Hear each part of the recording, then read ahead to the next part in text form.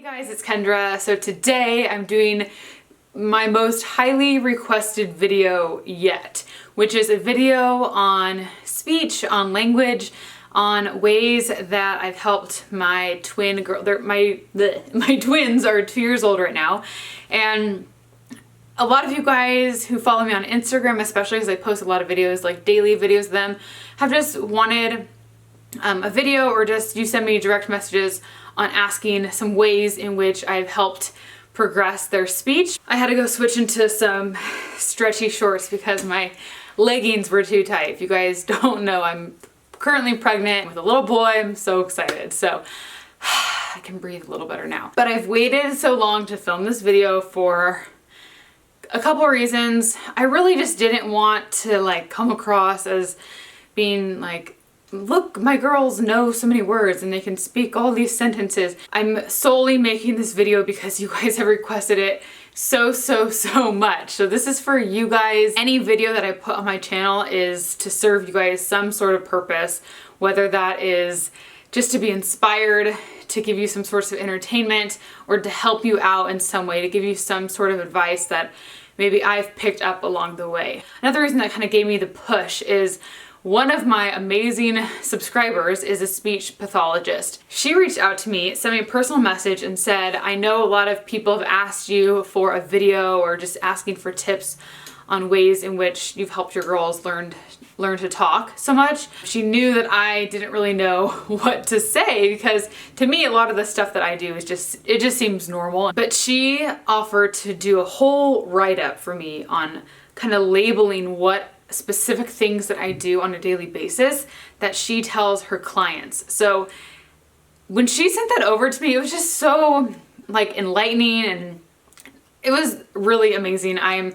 really grateful for her taking the time and doing that. It was amazing. So I pulled up the document she wrote so I can kind of list steps out in bullet points as to, ideas to give you guys if you are looking for some new ways to kind of incorporate more language into your kids' lives. I also want to say right off the bat, every child is different, whether they're girls or boys, and just developmentally people learn at different rates. So everybody's different. Also, she was telling me that sleep has a lot to do with it. Sleep, diet, and routine. So I'm gonna talk about routine first. But making sure your kids are in a good, healthy sleep pattern, I think is super beneficial for so many things. I'm a stickler for sleep. Like if you guys watch my sleep training video, I have a whole sleep blog post.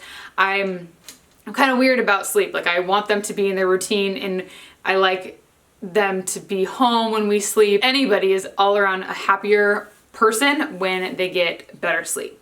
Also diet, making sure your kids are getting just good foods, obviously. So yeah. So the first thing that I wanted to talk about is just talking to your kids a routine and something that you're doing throughout the day, all day long, rather than it being like a set time to do your ABCs, do your numbers, like a learning time. So what I mean by that is when you're waking up with your kids, when you're giving them a bath, when you're changing their diaper, when you're feeding them, these are all moments where you can be expanding their vocabulary and talking to them and just literally telling them everything that you're doing. So I was kind of prepping for this video, and I was driving the other day, running errands and just talking to myself. I was just realizing that, wow, I talk all day long to the girls, and I'm thinking that might be why I'm exhausted by the end of the day, because I'm a true introvert. So when I'm talking so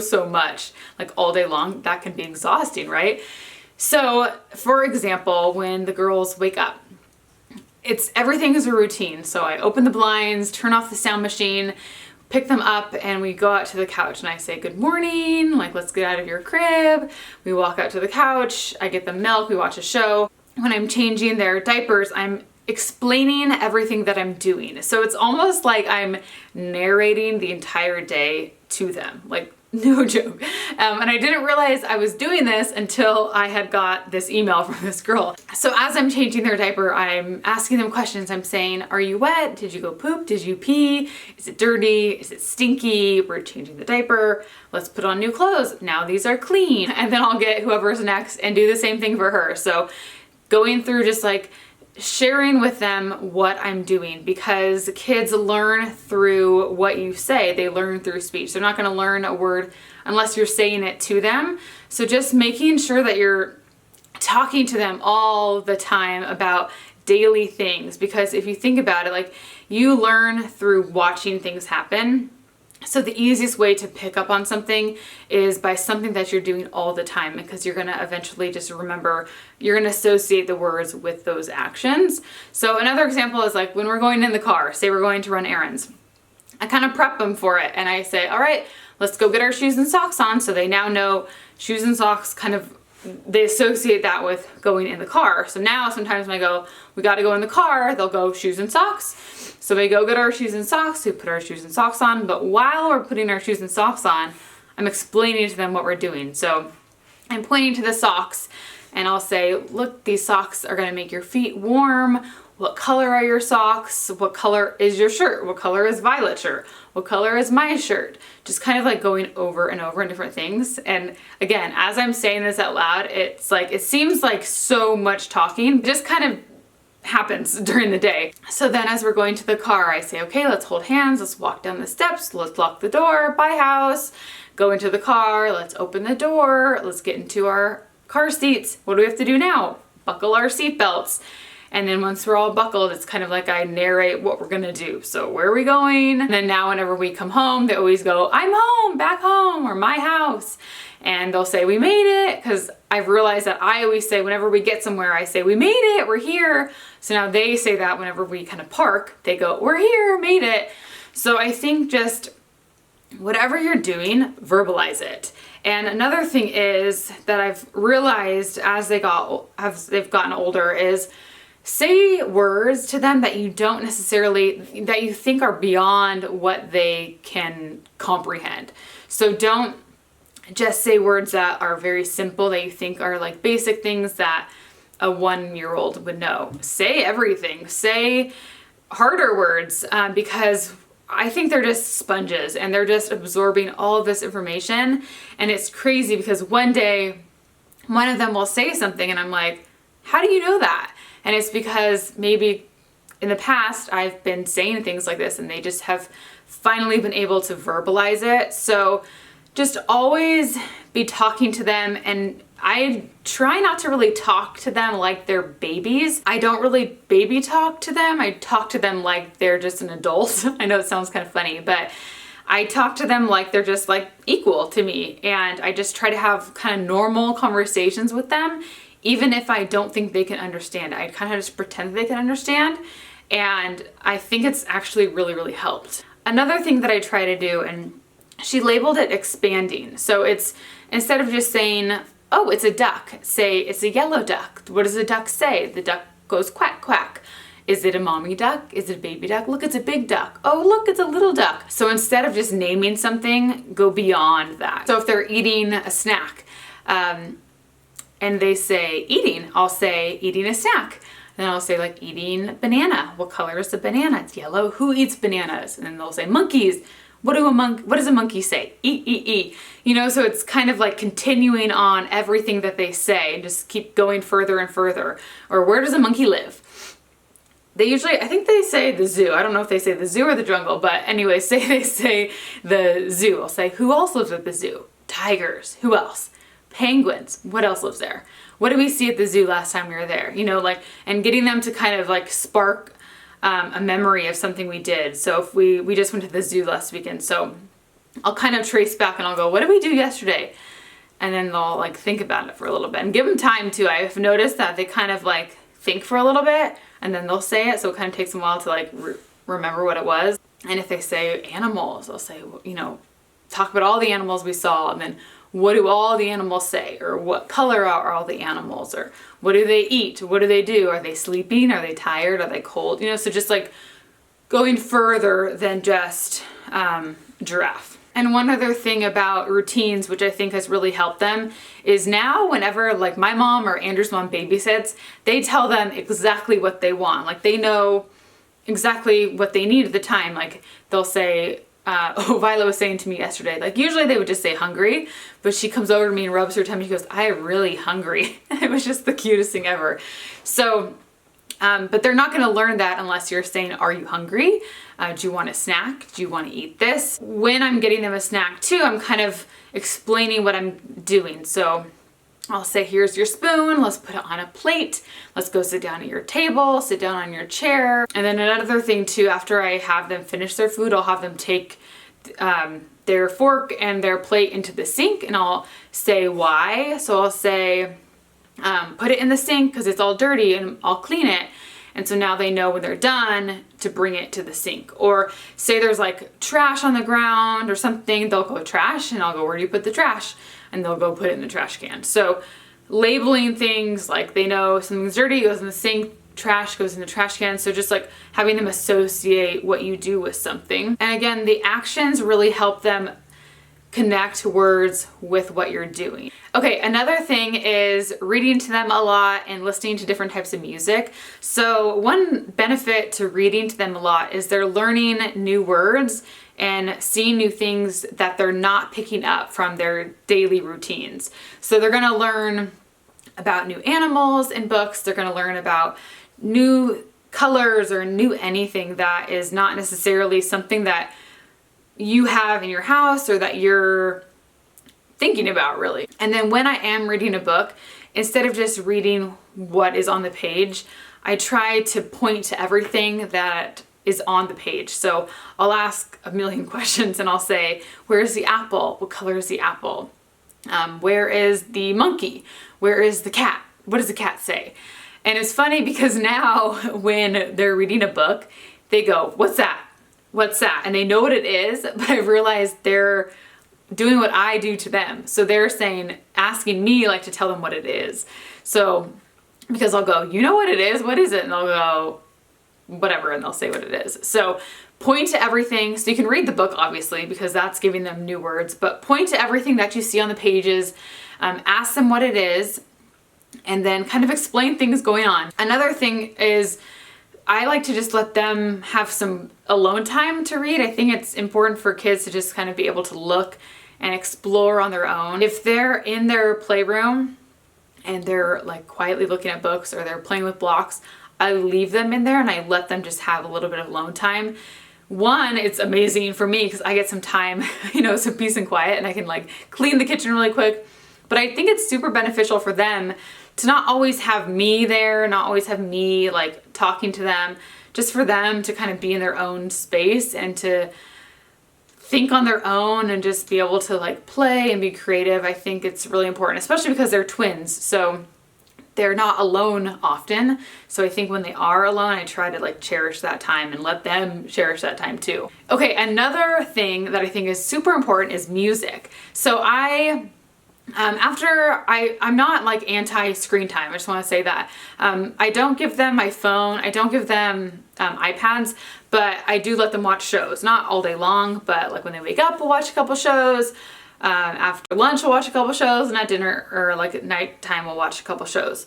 After they've watched like a few things, I either turn the TV off or I'll turn it to music.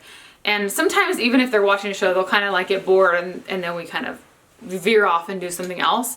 But I think, and I'll get back to music, but I think an important thing about when you're watching TV with your kids is to interact with them while they're watching a show. So when I'm sitting there in the morning with them, they love to cuddle. So I can't really escape and make myself breakfast in the morning because they just want to cuddle. But while I'm laying there, I'm going to ask them a bunch of questions. That's just what I've always done. And I'll just say, what are they doing?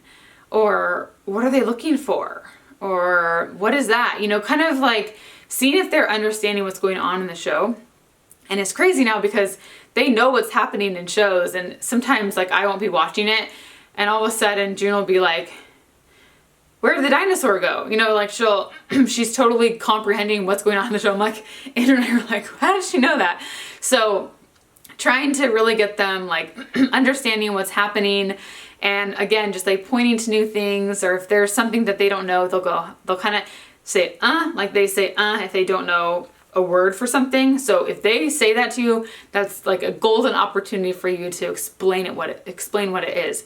And don't just say the word, go beyond it. But what I was gonna say about music is music's a really good way for them to remember things, like ABCs. You know, it has that melody, so it can really help them remember the words in the song through the melody. So Christmas was a really good time for this.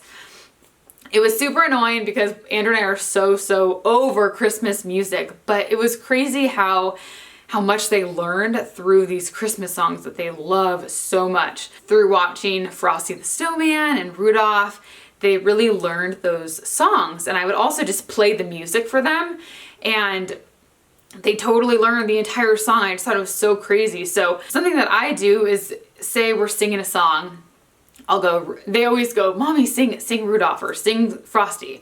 And I do this in the car too. So if we're listening to music in the car, like if we were listening to Christmas music, I would do this. But I would go, Rudolph the red nose, and then I pause and let them finish it. I think she wrote down that this is called something. Oh, it's a therapy technique called anticipation. When you're singing a song, you know, you start it out and then let them finish it. And they love it because they can say it at the end and they kind of get excited. And I like say, yay, that's it. So we'll go Frosty, and then she'll say snowman, do, and then let her finish it. So you kind of take turns, and I feel like they just love that so much. So I do that with a lot of songs, and I think it's a really good way for them to learn it. And then slowly they start to learn more of the song. Like when we're taking a bath, that's such an easy time to just sing songs to them.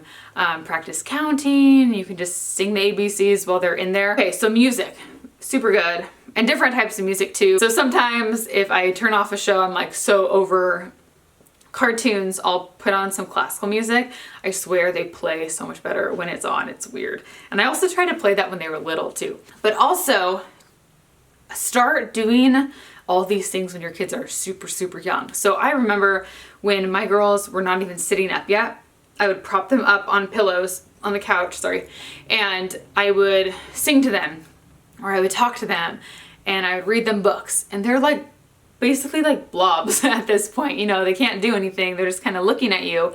But I would read them books like for a while, and they would look at them, do things that you think maybe are more advanced that your kids aren't going to really understand, but you never know what they're picking up on. And even when my girls were really young, I would just talk to them all the time. My friends would even tell me, like, you talk to them a lot. I don't notice it unless I'm around other people, and then I think, oh my gosh, like I'm talking so much, and I ask them so many questions. So it can kind of seem annoying, I think, if I'm like around people, but I'm like, who cares? Okay, so one other thing that she was saying, that something that I do that I didn't really notice, is that I kind of get down on their level when I'm talking to them. I kind of mentioned this, is talking to them like you're an equal and looking them in the eyes and knowing that you are acknowledging them and know they're there. So if your kids are trying to tell you something, like stop what you're doing and look at them and try to understand what they're saying. Just because they will then know that, I don't know, they feel important and they know that you are paying attention to them. Okay, I will say at the end of the day, I'm like so tapped out. I'm just like, yep, okay, like let's get on to bedtime. Like when it's 6:30, I'm like, okay, it's almost 7:30, it's almost bedtime. But before that, I'm pretty in tune with them. Whenever they're asking me something or whenever they're talking to me, I try not to just respond with like, uh-huh, or yeah. I try to like actually respond with a sentence, just so they like get something out of it. And if they're saying like, what is that? I don't just say, oh, it's a ball. I'll say it's a, you know, I try to give them more than just like a quick response. So if Violet is like, Mommy, look, and it's her baby, and she's like, baby hungry, and she's feeding the baby, instead of just saying, yeah, baby's hungry, say, what is the baby eating? Try to have a conversation with them.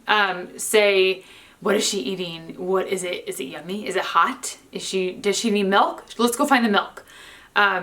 Is she tired? Should we get her a blanket? You know what I mean? So just, instead of just repeating what she says to you, because she already knows that, say something else and try to have a little conversation with her, because kids surprise you and you never know what they're gonna say, honestly. So again, I think another really important thing is just asking them a ton of questions.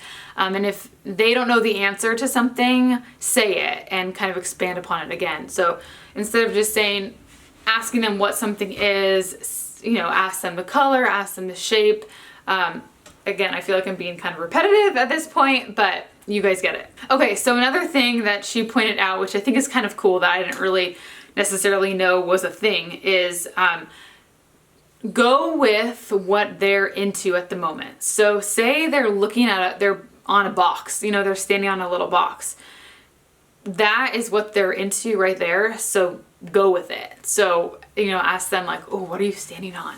Are you really tall? Are you on a tower? Are you in a castle? You know, like, act super interested into like whatever it is, even if you think it's kind of like dumb. Even if you're outside and they're playing with the leaves, like that's what they're into, and just kind of follow their lead and just kind of go with it. So my last thing is just spending quality time with your kids. So I'm home with my kids all day long. I work from home, I'm a stay-at-home mom, so it's a blessing and a curse because I can go super stir crazy. If you guys do have a job where you have to leave the house and you're not home with your kids all the day, and maybe you don't feel like you can do all these things all the time, when you are with your kids, I would just say, make sure that time is just quality time and just really be in tune with your kids and just really kind of like all invested in what they're saying and just talking to them a lot when you are with them. I just think any little time that you have with your kids is so important, and they'll love it. So that is it. I hope you guys found this video helpful. If you have any specific questions, let me know in the comments.